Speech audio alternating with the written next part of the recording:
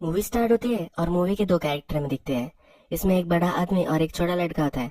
बड़ा आदमी का नाम के रखेंगे और छोटे बच्चे का नाम आइवा रखेंगे। ये दोनों हमें एक सुपर शॉप में आते हुए दिखते हैं। ये वहाँ आकर सब कुछ देखते हैं, उन्हें क्या चाहिए ये चूज करते हैं। उसके बाद ये जो छोटा लड़का होता है ये अपने बैग में सब कुछ भर लेता है, यानी कि शॉपलिफ्ट कर रहे होते हैं। आइवर को स्टोर का एम्प्लॉय पकड़ न पाए, इसी वजह से के उसे कवर देता है। जब रात होती है तब ये दोनों घर आ रहे होते हैं। आइवर को कोरोके खाना होता है तो वे बहुत सारे कोरोके ले लेते हैं। जब वे घर आ रहे होते हैं तब एक बच्ची उन्हें कार्ट में दिखती है। आज बहुत ही ज्यादा ठंड पड़ी हुई होती है तो केक को बहुत ही बुरा लगता है। ये बच्ची यहाँ बाहर क्या कर रही है, ऐसा उसे सवाल आता है। ये बच्ची भूखी हो सकती है, इसीलिए वो उसे कोरोके भी देता है। इस छोटी बच्ची को फिर वो घर लेकर आता है। इस छोटी बच्ची का नाम हम सीगी रखेंगे। घर आने के बाद हमें सब फैमिली मेंबर्स इंट्रोड्यूस होते हैं। इसमें ग्रैंड माँ होती है, केक की जो वाइफ होती है वो भी होती है। इसका नाम हम क्रीम रखेंगे। क्रीम की सिस्टर होती है जिसका नाम हम डेजी रखेंगे। ये जो फैमिली होती है बहुत ही पुअर फैमिली होती है और इनका छोटा सा घर होता है। सीगी का जब एज पूछा जाता है तो वो 5-6 साल की होती है। इस फैमिली में जो ग्रैंड माँ होती है वो सीगी के पास आकर बैठ जाती है। उसमें हाथ पर निशान होते हैं, ये वो देखती है। ये जले हुए उसे बहुत ही मारा है, इसके निशान होते हैं। उससे जब ग्रैंड माँ पूछती है कि ये क्या हुआ तो वो कहती है कि मैं गिर गई थी। वो यहाँ झूठ बोल रही होती है। जब रात हो जाती है तब के और क्रीम सीगी को अपने घर छोड़ने के लिए जा रहे होते हैं। सीगी के पेरेंट्स होंगे और वो परेशान होंगे, इसलिए वो वहाँ जा रहे होते हैं। जिस स्पॉट पे के को वो मिली थी उस स्पॉट पर वो जब जाते हैं तब उसकी मदर का उन्हें आवाज आता है। उनकी मदर एक आदमी से झगड़ रही होती है, अंदर से मारने की आवाज भी आ रही होती है। और ये सीगी के लिए इन्वायरमेंट बहुत ही घटिया है। ऐसी छोटी लड़की को इतना अब्यूजिव इन्वायरमेंट में रहना बहुत ही गलत है, इसलिए के और क्रीम डिसाइड करते हैं कि वो उसे घर लेकर आए।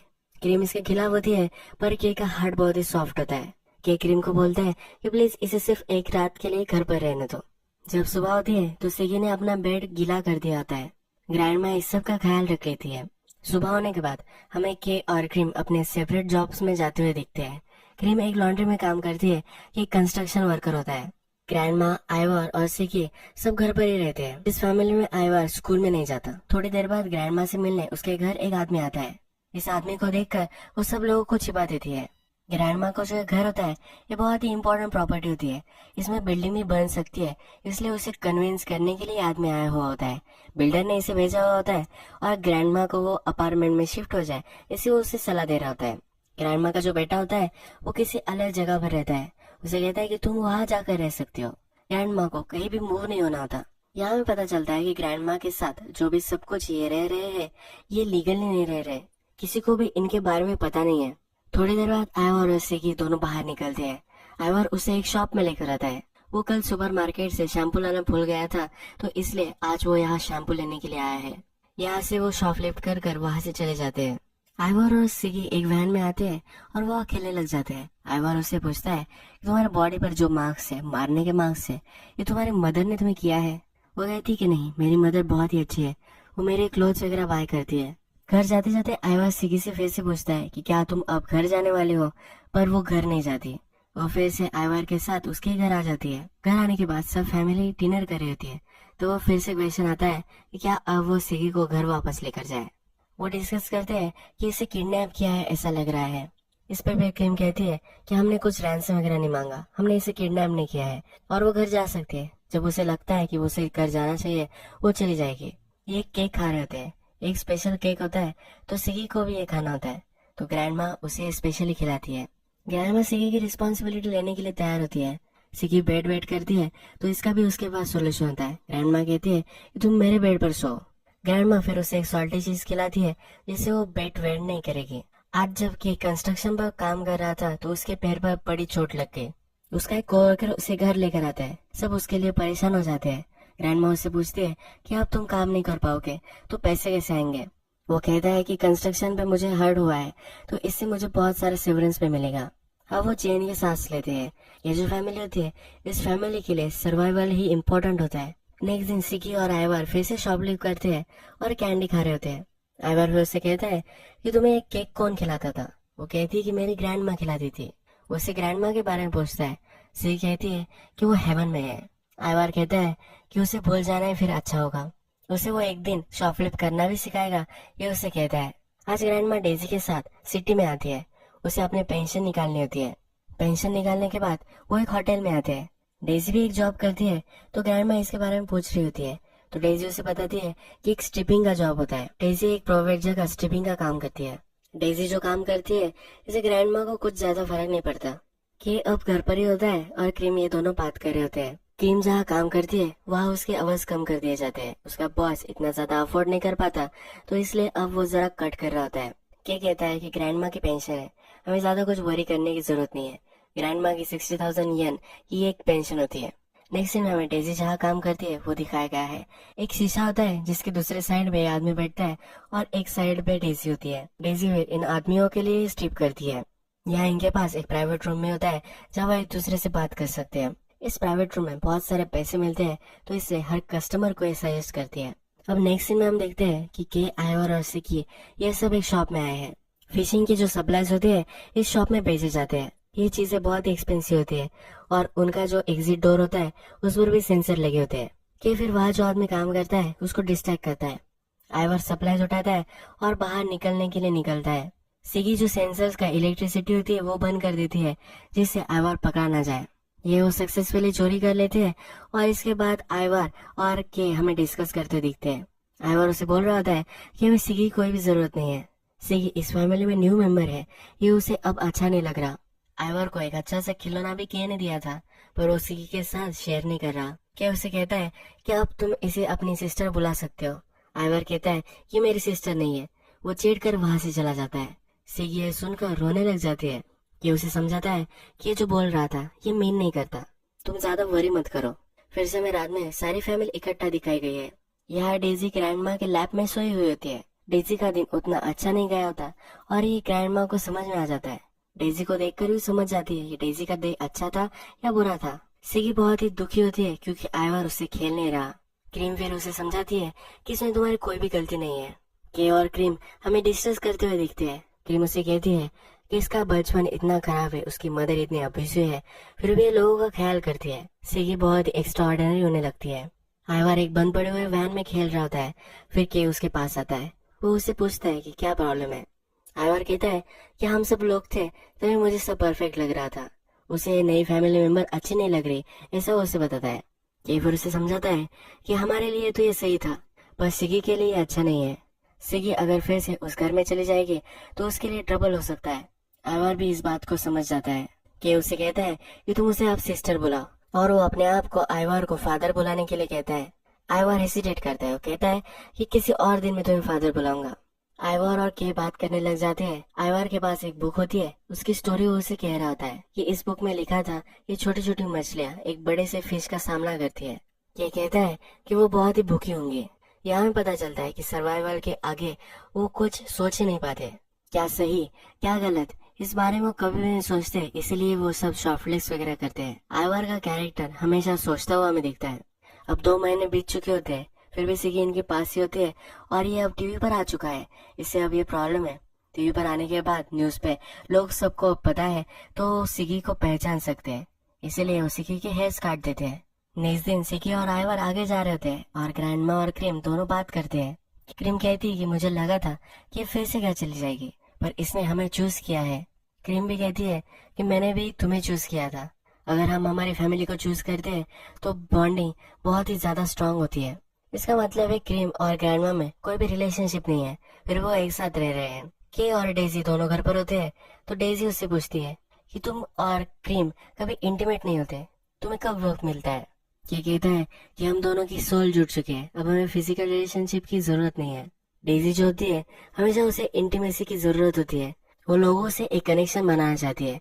इसी वजह से ग्रैंडमा से उसकी बहुत ही अच्छी रिलेशनशिप होती है। डेजी को ग्रैंडमा और क्रीम दोनों एक शॉप में लेकर आते हैं। वो इसके लिए अब जरा कपड़े खरीदने वाले होते हैं। क्रीम जब उसके लिए कपड़े खरीद रही होती है तो डेजी बोलती है कि तुम मुझे मारोगी तो नहीं ना। वो कहती कि नहीं, मैं तुम्हें कभी भी नहीं मारूंगी। क्रीम और सिगी दोनों जब घर पर आते हैं तो वो शावर ले रहे थे, तब एक दूसरे की बॉडी पर वो सेम मार्क्स दिखते हैं। क्रीम का भी जो बचपन था वो सिगी की तरह ही हार्ड था। उसके बचपन में भी उसे कोई मारता था और इस वजह से उसकी बॉडी पर ये सब मार्क्स है। सिगी उसके लिए वरी करती है, पर उसे कहती है कि अब ये हर्ट नहीं होता। जब रात होती है तब सिगी और क्रीम बैठते हैं और सिगी के सब ओल्ड क्लॉथ्स वो जला देते हैं। कोई उसे पहचान सकता है इसलिए वो ये सब कर रहे होते हैं। क्रीम फिर सिकी को कहती है कि जो लोग तुमसे प्यार करते हैं वो तुम्हें मारते नहीं, उसे हक करती है। जो लोग तुमसे सच में प्यार करते हैं वो तुम्हें हक करते हैं। नेक्स्ट दिन हमें दिखता है कि आइवर और सिकी बहुत ही अच्छे तरीके से खेल रहे हैं। सिकी भी आइवर को ब्रदर बुला रही है और इस रिलेशनशिप को आइवर ने भी एक्सेप्ट कर लिया है। थोड़ी देर बाद एक शॉप में हो जाते हैं, एक कैंडी को शॉप लीक कर रहे होते हैं। वहाँ का जो आदमी होता है उसे समझ में आ जाता है कि आइवर और सिकी क्या कर रहे हैं। वो आइवर को कहता है कि ये सब काम तुम अपनी सिस्टर से मत करवाओ, तो उसे तो कैंडी दे देता है और जाने के लिए बोलता है। इसी दिन क्रीम और उसके जो कोवर्कर होती है, उनका जो बॉस होता है, वो उन दोनों में से एक को आज फायर करने वाला होता है। वो उन्हें ही चॉइस दे देता है। वो कहता है कि तुम्हें डिसाइड कर लो कि मुझे किसे फायर करना है। ये दोनों जब बाहर आते हैं तब उसके फ्रेंड उसे ब्लैकमेल करती है। वो कहती है कि तुम उस लड़की को तुम्हारे घर पर रख रही हो, मैं पुलिस को बता सकती हूँ। क्रीम भी फिर अपना जॉब छोड़ देती है। नेक्स्ट दिन में ग्रैंडमा हमें एक फैमिली के पास आई हुई दिखती है। ग्रैंडमा का जो पति था उसने दूसरी शादी कर ली थी। दूसरी शादी हो जाने के बाद उसे जो बच्चे हुए थे उसी में से एक लड़का जो है उसके घर वो आई है, यानी कि उसका स्टेपसन है। इसके स्टेपसन की अब फैमिली भी होती है। इस फैमिली में उसकी वाइफ और 2 बेटियां होती है। यहाँ पता चलता है ग्रैंडमा का जो स्टेपसन है उसकी बेटी डेजी है। इस स्टेपसन को पता नहीं होता कि वो ग्रैंडमा के साथ रह रही है। उसे लगता है कि वो अब्रॉड गई है, वो वहाँ सीख रही है। जब ग्रैंडमा जा रही होती है, जाते जाते उसे स्टेपसन कुछ पैसे दे देता है। डेजी अपने जॉब पे फिर हमें देखती है। उसका जो क्लाइंट होता है जो कुछ भी बात नहीं करता, उसे वो एक प्राइवेट रूम में लेकर जाने के लिए मना लेती है। वो फिर अपने इस क्लाइंट को अपनी सिस्टर के बारे में स्टोरी सुना रही होती है। ये कुछ भी नहीं बोलता, ये बहुत ही हर्ट हो चुका होता है, तो उसे हक करती है। इसे फिजिकल कनेक्शन से ज्यादा एक इमोशनल कनेक्शन की जरूरत होती है। जब के और क्रीम घर पर आते हैं तभी दोनों इंटीमेट हो जाते हैं। केको हो जाने के बाद बहुत ही रिलीव्ड लगता है, क्योंकि उसे पहले प्रॉब्लम आ रही थी, अब उसकी ये प्रॉब्लम सॉल्व हो चुकी है। जब बच्चे घर पर आते हैं बहुत ही फास्टली ये कपड़े वगैरह पहनते हैं। डेजी जब घर पर आती है वो खुश होती है, आज उसे इमोशनल कनेक्शन मिला है। ग्रैंडमा को ये देखकर पता चल जाता है। डेजी भी मुस्कुरा ही रही होती है। जब रात होती है तो बहुत सारे फायरवर्क्स चल रहे होते हैं। उनका जो घर होता है वो झाड़ियों से कवर अप होता है। ये सब बाहर निकलते सिर्फ इस फायरवर्क्स को सुनने लग जाते हैं। ये इसे देख नहीं पाते, पर भी सुनने में ही इन्हें सेटिस्फेक्शन मिल जाता है। नेक्स्ट दिन ये सब बीच पर आते हैं। बीच पर आने के बाद ये सब बहुत ही एंजॉय करते हैं। आइवर को लड़कियों के प्रति फिजिकल अट्रैक्शन डेवलप होने लग जाता है, तो फिर के इस बारे में उससे बात करता है। वो कहता है ये सब बहुत ही नॉर्मल है। एक फादर की तरह उसे वो इमोशनल सपोर्ट करता है, उसे सब कुछ चीजें अच्छे से बताता है। नेक्स्ट दिन जब आता है तो ग्रैंडमा अपनी नींद से जागती नहीं, वो अब मर चुकी होती है। क्रीम फिर सब बच्चों को समझाती है कि हमारे बीच का अब ये सीक्रेट रहेगा। वो ग्रैंडमा को प्रॉपर बरियल नहीं दे सकते क्योंकि उनके पास पैसे भी नहीं है। इनका और एक प्रॉब्लम होता है जो हमें मूवी में आगे पता चलेगा। ये ग्रैंडमा को अपने घर के नीचे ही गाड़ देते हैं। फिर हमें क्रीम और के दोनों डिस्कस करते दिखते हैं और वो कहते हैं कि पिछली बार से अच्छा था, यानी कि पहली बार भी इन्होंने किसी को गाड़ा है, पिछली बार सर्कमस्टांसेस जरा अलग थे। ये क्या थे ये भी हमें मूवी के आगे पता चलेगा। ग्रैंडमा मर चुकी है तो क्रीम उसके एटीएम में जाते हैं, उसके सब अकाउंट से पैसे निकाल लेती है। जब क्रीम और आइवर घर आ रहे होते हैं तब आइवर को एक क्वेश्चन होता है, वो जो शॉपलिफ्ट करता है ये सही या गलत ये उसे समझ में नहीं आ रहा होता। क्रीम उसे कहती है कि अगर शॉप को ज्यादा नुकसान नहीं हो रहा तो ये ठीक है, इसमें कोई प्रॉब्लम नहीं है। शॉप अगर बंद नहीं हो रहा तो ये ठीक ही होता है। नेक्स्ट में के आइवर को अपने साथ लेकर आता है कि अब गाड़ी फोड़ कर एक बैग उसमें से निकालने वाला होता है। आइवर को एक काम नहीं करना होता। आइवर को फिर के बोलता है कि तुम सिर्फ नजर रखो। एक काम कर कर वो वहां से निकल जाते हैं। आइवर फिर के से पूछता है क्या तुमने मुझे भी ऐसे ही गाड़ी से उठवाया था। आइवर को पता नहीं होता कि कैसे वो के पास आया है। के कहता है कि ऐसा कुछ भी नहीं हुआ था, तुम ऐसे ही कहीं पड़े थे और हमने तुम्हें हमारे यहाँ जगह दी थी। इसके बाद नेक्स्ट सीन में हम देखते हैं कि आइवर और सिकी फिर से उसी शॉप में आते हैं जिस शॉप में उन्हें रोका गया था, जिस शॉप में एक आदमी ने उसे कहा था कि तुम्हारी सिस्टर से ये काम मत करवाओ। अभी शॉप बंद हो चुकी है। आइवर को लगता है कि बहुत ही घटिया काम है। दूसरे शॉप में वो पहुंच जाते हैं। वो सिकी को कहता है कि तुम्हें अब ये काम नहीं करना है, तुम बाहर ही रुको। वो अपने आप ये काम करना चाहता है, सिकी को इसमें इन्वॉल्व नहीं करना चाहता। सिकी मानती नहीं, अंदर आ जाती है, शॉपलिफ्ट करना स्टार्ट कर देती है। वहाँ एक एम्प्लॉय होता है जो सिकी को देख सकता है, इसलिए आइवर फिर कुछ चीजें उठाता है और एम्प्लॉय के सामने से वहाँ से भाग जाता है। सिकी को वो बचा लेता है पर वो एम्प्लॉय उसके पीछे भागने लग जाते हैं। वो भागते भागते एक ब्रिज पर आ जाता है। दोनों एम्प्लॉय उसे यहाँ घेर लेते हैं तो इस ब्रिज से वो कूद जाता है। वो हर्ट हो जाता है, उसके पैर पर बहुत ज्यादा चोट आ जाती है। ये हॉस्पिटल में आ जाते हैं। वहाँ पुलिस भी आई हुई होती है। के और क्रीम भी वहाँ आते हैं। के और क्रिम से पुलिस पूछताछ करना चाहती है, पर के और क्रिम वहाँ से भाग जाते हैं। जब रात होती है तब ये सब लोग वहाँ से भागकर कहीं और जाना चाहते हैं, पर तभी पुलिस उन्हें पकड़ लेती है। नेक्स्ट सीन में हमें डायरेक्टली डिटेक्टिव सिगी से बात करते हुए दिखते हैं। सिगी मिसिंग थी, इसी वजह से उससे बात कर रहे हैं। इनके फैमिली में ग्रैंड माँ भी थी, तो ग्रैंड माँ भी मिसिंग है और इन्हें लग रहा होता है कि और क्रिम ने ग्रैंड माँ को मार दिया है। इसी वजह से उसके सवाल पूछ रहे होते हैं। सिगी बीच का ड्राइंग कर रही होती है, तो उससे पूछते हैं कि बीच पर कौन कौन गया था। ये सब सच सच बता देती है। आइवर से जब एजेंट बात करते हैं तो वो पूछते हैं कि तुम कहाँ रह रहे थे। वो उन्हें कहता है कि मैं एक अबैंडन कार में रह रहा था। वो अपनी फैमिली को ट्रबल में नहीं लाना चाहता, इसलिए वो उन्हें कवर करता है। फिर डिटेक्टिव उसे कहते हैं तुम्हारी फैमिली तुम्हें छोड़कर जा रही थी। जो एक्चुअल फैमिली होती है ये ऐसा नहीं करती। पुलिस जब सबसे इन्वेस्टिगेशन कर रहे होते हैं, फिर वो डेजी से कहते हैं कि जो के और क्रिम है इन्होंने एक आदमी को मार दिया है। पुलिस कहती है कि क्रिम का हस्बैंड था, पर उसका के साथ अफेयर हो गया था, इसी वजह से उसने अपने हस्बैंड को मार दिया है। पुलिस जब क्रिम से बात कर रही होती है तो क्रिम कहती है मैं सेल्फ डिफेंस कर रही थी। वो ये भी कहती है कि मैंने मेरे हस्बैंड को मारा है, के का इसमें कुछ भी लेना देना नहीं है। कैसे डिटेक्टिव सिगी के बारे में पूछते हैं तो वो सच सच बताता है। वो कहता है कि वो स्टाफ कर रही थी, हमने रैंसम ही नहीं मांगी थी, हम एक फैमिली की तरह रह रहे थे। डेजी के पास पुलिस होती है तो उसे ये भी कहती है कि तुम्हारी ग्रैंड माँ तुम्हारे पेरेंट्स से पैसे लेती थी। डेजी ये सुनकर बहुत ही हर्ट हो जाती है। क्रिम ने जो क्राइम किया था उसकी पूरी रिस्पॉन्सिबिलिटी ले रही है। अब वो जेल में चली जाती है। थोड़े दिन गुजर गए हैं और आइवर अब फॉस्टर केयर में रह रहा है। वो स्कूल में जाने लग जाता है, उसे वैसे भी पढ़ना ही होता है, तो इसके लिए बहुत ही सही है। डिटेक्टिव उसे पूछता है कि पहले तुम स्कूल में नहीं जाया करते थे। वो कहता है कि के मुझे कहता था कि जो बच्चे घर पर रहकर नहीं पढ़ सकते वो स्कूल जाते हैं। डिटेक्टिव से बोलता है कुछ चीजें तुम घर पर नहीं सीख सकते, जैसे किसी से फ्रेंडशिप बनाना। सिगी अपनी जो मदर है उसके साथ अब रह रही है। सिगी उसके मदर के पास जाती है, पर उसकी मदर उसे हमेशा इग्नोर कर देती है। उसकी मदर उसे मारती है, पर मारने से पहले उसे अपने पास बुलाती है। उसके पास बुलाने के लिए उसे कहती है कि मैं तुम्हारे लिए क्लॉथ्स बाय करूंगी, पर इस बार सिगी उसके पास नहीं जाती। उसे अब हर्ट नहीं होना है, अब वो स्मार्ट हो चुकी है, उसे अब कोई मारे नहीं, इसलिए वो अपने आप का ख्याल रखती है। नेक्स्ट सीन में हमें दिखता है कि क्रिम डिटेक्टिव से बात कर रही है। यहाँ में पता चलता है कि क्रिम पांच है, वो आके अपने लिए बच्चा नहीं पैदा कर सकते, इसलिए उन्होंने आइवर को चोरी कर लिया था। डिटेक्टिव उसे कहती है कि जो भी तुम कर रही थी वो गलत था। तुम जब अपने बच्चे को जन्म देती हो तभी तुम मदर बनती हो, ऐसे तुम कभी भी मदर नहीं बन सकती। तुम्हारे चॉइस की तुम फैमिली नहीं ले सकती। अब हमें दिखता है कि बहुत सारे दिन गुजर चुके हैं। आइवर और के दोनों फिशिंग कर रहे हैं। फिशिंग करते वक्त आइवर के को फिशिंग टूल्स के बारे में जानकारी देता है। ये जानकारी उसे स्कूल में मिली है।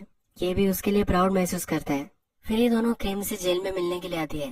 क्रीम फिर आइवर को अपने रियल पेरेंट्स के नाम बता देती है। वो कहती है कि अगर तुम चाहते हो तुम अपने पेरेंट्स के साथ रह सकते हो। वो के को कहती है कि यही सही चीज थी, यही हमें बहुत ही पहले कर देना चाहिए था। रात में आइवर और के डिनर करते हैं। एक फादर और सन की तरह ही इनकी कन्वर्सेशन होती है। जब रात हो जाती है तो स्नो पड़कर बहुत सारा स्नो रास्ते पर होता है। ये दोनों फिर नीचे आ जाते हैं। वो स्नो से स्टैचूज वगैरह बनाते हैं। के आइवर को कहता है क्रिम ने तुम्हें जो भी कुछ बताया है वो सब कुछ सही है। आइवर अगले दिन फिर से अपने फॉस्टर केयर में जाने वाला होता है। उसे अलाउड नहीं होता कि वो के साथ रुके। के उसे कहता है कि तुम इन्हें बताना कि मैंने तुम्हें रोकने के लिए बोला था। आइवर जाते जाते कहकर जाता है कि मैं जानबूझकर पकड़ा गया था। आइवर अब गाड़ी में बैठ चुका होता है और के को उससे बात करनी होती है। के उसके पीछे भागता है, पर आइवर उसकी तरफ नहीं देखता। आइवर अब गाड़ी में उसे पापा बुलाता है। अब उसे एज अ फादर उसने एक्सेप्ट कर लिया है। लास्ट सीन में हमें दिखता है किसी की बैल्कनी में है। अपने आप ही वो खेल रही है और बैल्कनी से वो देख रही है। अपने फ्यूचर के लिए वो होपफुल है। अब मैं आपको सब कैरेक्टर्स के लिए एंडिंग क्या थी वो एक्सप्लेन करूंगा। सबसे पहले हम सिगी के साथ स्टार्ट करते हैं। सिगी की मदर अब्यूजिव थी, पर उसे फैमिली मिल चुकी थी। इस फैमिली मिलने के बाद उसे शॉपलिफ्ट करना पता चल गया। लास्ट सीन में हमने देखा था कि आइवर उससे कहता है कि तुम बाहर ही रुको, पर वो अंदर आ जाती है। अब वो अपने सिचुएशन का कंट्रोल लेती, उसे क्या करना है ये वो डिसाइड करती है। पहले वो विक्टिम बन चुकी थी, पर इस बार वो अपनी ये नहीं कर रही। उसकी मदर जब उसे पास बुलाती है, अब उसे पता चल चुका है अगर वो उसके मदर के पास गए तो उसे मारने वाली है, पर वो ये नहीं करती। वो स्मार्ट बन चुकी है, सर्वाइवल टेक्निक्स उसके पास आ चुकी है। अपने फ्यूचर को लेकर भी वो होपफुल है। अगर हम आइवर और के की बात करें तो जाते जाते वो उसे बोल कर गया कि मैं खुद से पकड़ा गया था, उसे फैमिली के साथ अब नहीं रहना था, पर ये सब झूठ होता है। जैसा हमने देखा था कि सिचुएशन ही ऐसी थी कि उसे पकड़ा जाना ही पड़ा। ऐसा उसने के को जानबूझकर कहा था। के को अपना फादर मान चुका है और के तो उसे अपना बेटा मानता ही है। इन दोनों का एक दूसरे के साथ रहना इम्पॉसिबल है और अगर ये डिसाइड भी करे तो ये प्रैक्टिकल नहीं है। उसे स्कूल जाना है, पर वो अगर के साथ रहता है तो ये कर नहीं पाएगा। अपने फैमिली के लिए हमें हार्ड डिसीजन लेने पड़ते हैं, तो यही आइवार के लिए कर रहा है। के भी अब हार्ड हो चुका है, पर वो भी अब समझ लेगा कि आइवार के लिए यही सही था। यही हार्ड चॉइस क्रीम ने भी की थी। क्रीम इन सब बच्चों की मदर बनना चाहती थी, पर ये सही नहीं था। आप किसी भी फैमिली को बनने के लिए फोर्स नहीं कर सकते। जो गलत है वो गलत है, इसीलिए वो सही चीज कर देती है। आइवर को सही फैमिली की जरूरत है, इसलिए उसके पेरेंट्स का पता उसे दे देती है। अगर हम डेजी की बात करें तो डेजी को पता चल चुका है कि ग्रैंडमा उसके फादर से पैसे लेती थी, पर उसके फादर को कभी मालूम नहीं था, तो इस पर वो बिलीव नहीं करेगी। ये जो फैमिली थी ये डेजी से कभी भी उसके जॉब से पैसे नहीं लेती थी। इनकी यही डील थी। ये जब सब एक साथ रहने के लिए आए थे तब इन्होंने डील की थी कि वो डेजी से पैसे नहीं लेंगे। डेजी एक इमोशनल कैरेक्टर है, उसे इमोशनल अटैचमेंट बहुत ही जरूरी लगती है। अब वो फिर से अपने फैमिली के पास नहीं जाएगी। अपने काम किया एक आदमी मिला था जो उसकी इमोशनल स्टेट शेयर करता है, उसके साथ ऐसी ही बॉन्डिंग अब वो फ्यूचर में ढूंढेगी। ये सब लोग एज अ फैमिली एक चॉइस से रह रहे थे। इन्हें बहुत सारे फाइनेंशियल प्रॉब्लम थे, पर सर्वाइवल इनके लिए एक सोल पर्पस था, इसलिए ये सब वो कर रहे थे। आइवर और के की इन दोनों की रिलेशनशिप बहुत ही ब्यूटीफुल थी। के उसे जो भी शॉपलिफ्ट करने के लिए सिखाता था ये गलत था, पर के बोलता है कि मुझे यही आता है। जैसे फादर अपने सन को जो भी स्किल्स उन्हें आती है वो सिखाता है, इसी तरह से वो फादरहुड करता है। इसी तरह से के अपने सन को यानी कि आइवर को यह सब सिखा रहा था। जो भी चीजें उसे आती थी वो सब उसे सिखा रहा था। शॉपलिफ्ट, उसे कुछ मैजिक ट्रिक्स भी आती थी, वो भी वो आइवर को सिखाता था। ये एक डिसफंक्शनल फैमिली थी, पर ये फैमिली तो थी। ये जिस तरह से रह रहे थे ये सही नहीं था और इन सबको ये पता था कभी ना कभी ये सब होने वाला था और इनका फ्यूचर अनसर्टन था कि अगर इनके साथ रुकता तो वो कभी स्कूल में नहीं जा पाता। सिगी की भी परवरिश सही से नहीं हो पाती। ग्रैंडमा की भी एज हो चुकी थी, तो कभी ना कभी वो मरने वाली थी। डेजी के पास इमोशनल सपोर्ट नहीं था, वो ग्रैंडमा उसे देती थी, पर ग्रैंडमा जाने के बाद उसके पास क्या रहेगा। इसके बाद वो एक अलग इमोशनल सपोर्ट ढूंढेगी और इस फैमिली से चली जाएगी। ये कभी भी family as a functional family नहीं रह सकती थी। ये जो सब हुआ ये सही ही हुआ। अब ये सब कैरेक्टर्स अपने लाइफ से मूव ऑन कर सकते हैं और ये भी वो सब लीगली करेंगे। तो यही ये मूवी खत्म हो जाती है और फैमिली के बारे में एक ब्यूटीफुल मूवी हमें दिखाई गई है। अगर आपको ये वीडियो अच्छा लगा होगा तो प्लीज इस वीडियो को लाइक कर दीजिएगा। कमेंट में यस भी टाइप कीजिए कि मुझे पता चल सके कि आपको ये वीडियो अच्छा लगा है। मैं ऐसी बहुत सारी मूवीज लेकर आता रहता हूँ, तो इसलिए आप सब्सक्राइब कर दीजिएगा। बेल नोटिफिकेशन आइकॉन भी दबा दीजिए, यानी कि आपको सब मूवीज आती रहे। हम फिर से मिलेंगे एक नई मूवी के साथ। तब तक आप आपका और अपनी फैमिली का ख्याल रखिए।